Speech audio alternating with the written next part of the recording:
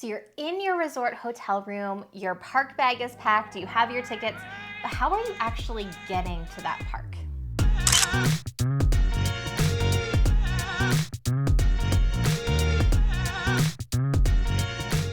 Hey guys, in this video, we're going to be talking about Disney World transportation, the roadways, skyways, and the waterways of the park to just take some of the stress out of traveling around from resorts to parks. Yeah, because we know a little bit of insider knowledge can make all the difference in enjoying your Disney World vacation. I'm Lisa. I'm Lucas, and we're Maple Mickey, putting the magic back into your Disney vacation.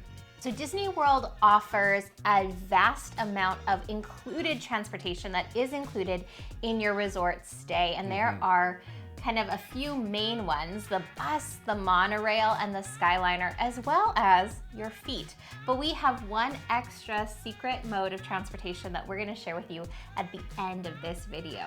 So let's jump into buses, because the bus situation is probably gonna be the most common form of transportation at the Disney parks. If you are there, you most likely are gonna take a bus, whether it's to the park or to Disney Springs. Yeah, so buses are available at every single Disney resort, going to all of the parks as well as Disney Springs, that shopping and dining district that Disney owns and operates. Now the buses are, they're kind of a controversial thing. There are people who love to hate the buses. I actually really love the bus system. I love the whimsy that they bring. You just don't know what the wrap is going to be on your bus, as well as the marquee signs on the bus. So if you're waiting at the end of those park days for your bus to arrive, make sure that you're watching what they're saying as they drive in. It's just a little extra touch of pixie dust right there. So insider for us, first time we stayed at a Disney resort, the bus quickly became my favorite part of staying at a Disney resort, because it just took all the stress out of traveling around to the different parks and to Disney Springs. Now you can count on your Disney resort bus arriving every 20 to 30 minutes. Now Disney is keeping tabs on the occupancy rate of your hotel, so they might send buses more frequently, and obviously Disney buses can get delayed if there are people needing additional help to get on or off of those buses.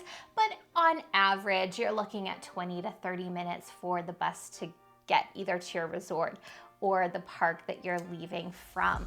And if you are a resort guest, you can find in your My Disney Experience app the estimated time of arrival for your next bus, which is really handy. And speaking of the app, if you pull it up to your resort and just begin to look at all the bus stops, you can kind of take a look where your room is and what your closest bus stop is, because that's going to determine when you want to get on, and at the end of the night, which bus stop you want to get off at so you're closest to your room.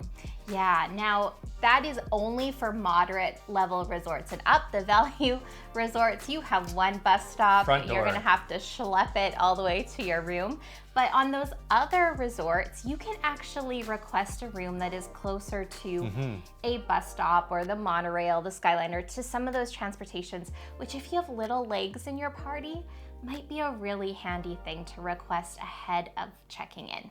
Now, we know what you're wondering. What does it look like at the end of the night when you're coming out of the parks and you're hitting those bus queues? What are we talking about in terms of waiting for the bus? Yeah, now again, remember that Disney is keeping tabs on your resort occupancy. They don't want you frustrated and waiting in line any more than you want to be frustrated and waiting in line. On all of our trips to Disney World, we have never waited more than one bus. So buses come, filled up the queue, and we've been able to get on the next bus. But you could potentially be waiting a 2-bus wait on those really high crowd seasons like Christmas. Now there are some thoughts like, is it better if you're at a deluxe resort versus a value resort? And in some ways, yes, but not for the reason you're thinking. More it has to do with how close those resorts are. They can get people to and from those resorts. On and off of the buses quicker. It seems like they're coming more frequently, but they do have the same amount of buses. It's just in a rotation. quicker turnaround because they have a less distance to go. Less distance to go. So there is a reason you're paying the extra premium for some of those resorts. But if you can pack your patience, or do some of the other options that we're going to talk about a bit later. It can help cut down on that weight. So accessibility, the buses all ride on air suspension, and so they pull up and they're all wheelchair accessible. They have some spots that they just pull up some seats and they put you in there. Priority loading for those that need accessibility. And so you'll be the first one loaded and then everyone else will be loaded after you. Yeah, so there is a separate spot for you to line up. So if you're just in the regular queue, it's gonna be really hard for them to get you to the spot where you need to go to be able to load. Also keep in mind that they do have those spots where they fold up the seat and they can like actually clip your scooter or whatever you're using in, but that is limited. And so they do give you priority, but they can only take so many scooters or wheelchairs onto the bus. Also, if you're traveling with a stroller, please keep in mind that they will make you fold that stroller up. So before your bus arrives, it's just best to get that all situated.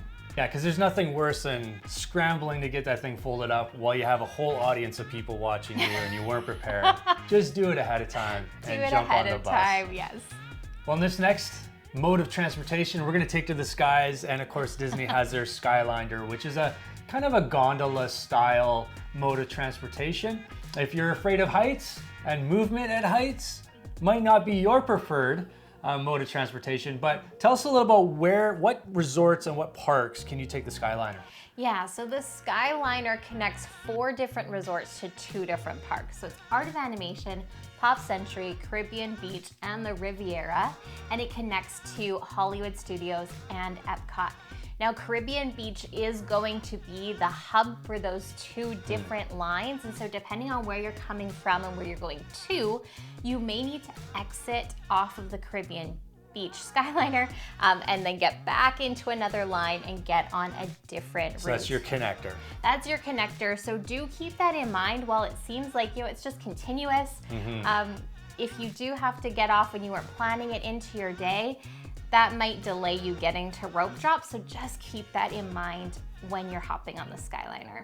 Now the Skyliner is also wheelchair accessible.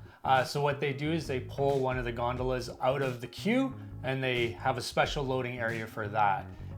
I will say though, at the end of the night, it can get a little bit long in terms of lineup. So if you are in a wheelchair and you can collapse that and you can make the transition. Our last trip we had my father-in-law, your dad, he blew his Achilles, and so he was in a wheelchair. What we just did is we folded that thing up and he hopped onto a moving gondola, and we just saved a ton of time instead of waiting in the line for those accessible cars. Yeah. But if you can't, that option is there for you. And if you are traveling with a stroller, depending on the width of your stroller, if it can fit in between those 2 benches, you don't have to collapse your stroller to get onto the gondola, which can be really kind of a saver when you're looking at little kids moving cars, trying to get them on. You can just roll them right in. And for me, kind of took some of the stress out of traveling with little ones. Yeah, now lineups at the end of the night, they can look a little daunting. When you approach those gondola Skyliner, man, it can look like that lineup is forever, but they do move pretty well. They're pretty efficient with getting those things loaded. But I would say you're probably looking at 5 minutes to 10 minutes max getting onto your own Skyliner and getting rolling. And if you're standing there like kind of frustrated, start looking at the different wraps on the Skyliners. They're so cute. Kind of, I know, I love them, but kind of make a game of it. Ask your kids which kind of character or which color you think that you're gonna get and see who can be the one that's correct. Now, one thing to note with the Skyliner is it is weather dependent. And so if there is a storm, if there are high winds or lightning, that Skyliner is not gonna run. So just be aware of that, particularly in the mornings when you wake up, check the weather, see what's going on. We had one morning where we just weren't sure if they're gonna open up or not, and they opened up late, and we took that Skyliner that morning, but so just check the weather. I was actually quite surprised how windy it was when we took the Skyliner one night.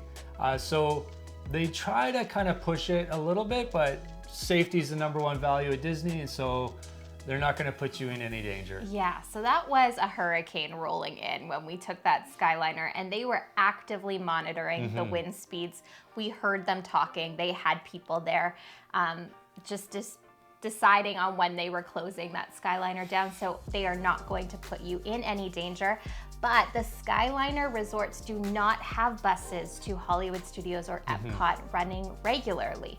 So when those Skyliners get shut down, you might need to just, again, pack your patience, wait a little bit for them to be able to deploy the buses to those parks, and they will. They will get you back to your resort. But if you are staying on one of the Skyliner resorts, do note that your only mode of transportation to Hollywood Studios or Epcot is that Skyliner or some sort of ride share, Uber, Lyft, that sort of thing. Well, for our third mode of transportation at Disney World, we're going to stay in the sky and we're going to be taking the iconic monorail. If you're staying at the Contemporary Resort, the Polynesian Resort and Spa, or the Grand Floridian, this could be a great option for you. Now, this will take you to 2 parks. This is going to take you to Magic Kingdom, and this will also take you to Epcot. Yeah, now because it is accessible for non-resort guests from that Ticket and Transportation Center, at the end of the night, this is an insane line. If you are staying at, I mean, especially Contemporary, it is like a 5-minute walk, maybe. You might want to skip the monorail at the end of the night. Also, if you are going to Epcot, you need to get to the Ticket Transportation Center, hop off, and then get back onto an Epcot monorail with all those non-resort guests. Now, unlike the Skyliner resorts, there are buses running to all the parks, with the exception of Magic Kingdom for Contemporary. Again, you are so close, that will take you to those. And so that might be something you want to think about rather than fighting the crowds of non-resort guests accessing Epcot through the Ticket and Transportation Center. Now, depending on the size of your stroller, you may be asked, and also the size of crowds going on, you may be asked to fold up your stroller going on. However, for accessibility, if you're in a wheelchair or scooter, there will be a cast member. They'll put some ramps up so you can get on. So the monorail is fully accessible. Just be patient with the cast members as they try to serve you as best as they can at high crowd times. Well, we will have some links to Disney's monorail page in our show notes. So if you want some more information on this mode of transportation, take a peek below. But let's go from the sky to the seas with Disney's ferry boat. And honestly, I really love the boat option for Disney World. Our first time that we went to Magic Kingdom, we stayed off-site for the first trip, and we took the ferry boat over, and seeing the castle from the water, it was absolutely spectacular. This is a great mode of transportation, and it is also one of the biggest. There are so many different routes available for you. Now, like the monorail, we're gonna put the schedules down into the show notes, just easy access for you. There's so many connectors and ways you can get around on the waterways in Walt Disney World. We'd be here forever to kind of try to cover them all. But we wanna cover a few things. One of them is, how often do we see those boats? Now, depending on the routes that you're taking, we're looking at about running intervals of about 15 to 30 minutes when they arrive and take you on your way to whatever park or resort you're going to. Yeah, so there are 4 main routes. There are the friendship boats, which connect certain resorts to Hollywood Studios and Epcot. There are 2 different ferry boat routes, which connect certain resorts to Magic Kingdom and connect them to each other. And then there is the Sasagula River Cruise, which connects certain resorts to Disney Springs. So like we said, we could be here all day kind of working out all the different routes that you could do, or you can just take a look below. And Sasagula, that's like the best name there is in terms of friendship boat's okay, but it's got Small World vibes, and I'm still ticking from that. But Sasagula, that's a cool name. It is, it's a great name. Well, like the Skyliner, all of those ferries, all those boats are going to be weather dependent. So do keep that in mind if you're hoping to use that mode of transportation. And they are going to all be accessible for whatever mobility devices you have, as well as your strollers. But depending on the size of your boat, you may be asked to fold that stroller up. All right, so let's take a moment to lose those sea legs. And And we're gonna talk about manpower a little bit. We can walk around. There are a lot of resorts that are very accessible to some of the Disney parks. We alluded to it earlier when we talked about the Contemporary and Magic Kingdom. Yeah, now the only park that does not have resorts within walking distance will be Animal Kingdom. Again, just the incredible vast size of that resort to be able to house the animals well makes it inaccessible by foot. But all of the other parks do have resorts that are well within walking distance, and often with like beautiful pathways. You're looking at probably maximum a 15-20 minute walk from those resorts to those parks. So like if you're talking 15-20 minutes, we're talking quicker than waiting in line for a bus. Potentially. Yeah. Potentially. Now, if you are in one of those Epcot area resorts, along with the Skyliner, you are going to be able to get access through the International Gateway, which puts you right at the France Pavilion. And that could be a really great time to rope drop Remy, which typically has a pretty high wait time throughout the day. So pro tip, if you want to break up your day a little bit and get out of the park just for a moment, some of these resorts are very accessible. And so you might want to go check out the food offerings, go look at the lobby, just kind of change up the pace of your day a little bit and then re-enter the park and have a great day. Well, we did say that we had one extra transportation option for you, and that is going to be the Minnie Vans. And maybe you have seen them online. They are these red vans with white polka dots. They are very much in the style of Minnie Mouse. And they are an option for you that you will have to pay an additional fee for. So on average, you're going to be paying between $30 and $70 depending on where you're going. You access these through the Lyft app. What makes the Minnie Vans unique is they are run by Disney cast members. And so you might have a little more of an experience that way with a Disney cast member driving you around the parks on the Minnie Vans. Yeah, and they also come just standard with 2 car seats, which is hard to find if you are going to just book an Uber or a Lyft on your own. And again, because they are a minivan, if you do have a larger family or a multi-generational family, this could be a good option for you if you're looking at those lines at the end of the night and saying, no, I'm willing to splurge to get back to the resort sooner. Now, Scrooge McDuck here. $30 to $70. If you don't need more than 2 car seats or one or 2 car seats, I would say get an Uber X. You're gonna pay a fraction of that. They often will offer 1 car seat in an Uber X. And so if you only need 1 car seat, that's the way to go. It's gonna be a little bit cheaper for you. But yeah, definitely, if you need 2 car seats, minivan is definitely the way to go. Or if you're looking at an Uber or Lyft and just going, you know what, I'm not really sure I feel comfortable with the rideshare model. This is Disney cast members. These are vetted drivers. Now, we have never had a negative experience with taxis or rideshare, but if you're on the hesitant side, it might be worth it for you to pay the extra surcharge to have a minivan. So again, Disney has done all of the work to make sure that you are going to be able to get wherever you need to go stress-free and hassle-free. It is truly our favorite part about staying on site. Wherever you stay, you are going to be able to get wherever you need to go quickly and easily. Now, again, Disney Deluxe resorts are going to have the most transportation options. Disney Value resorts are going to have the fewest, but that does not mean that you're going to have a trip that is any less special.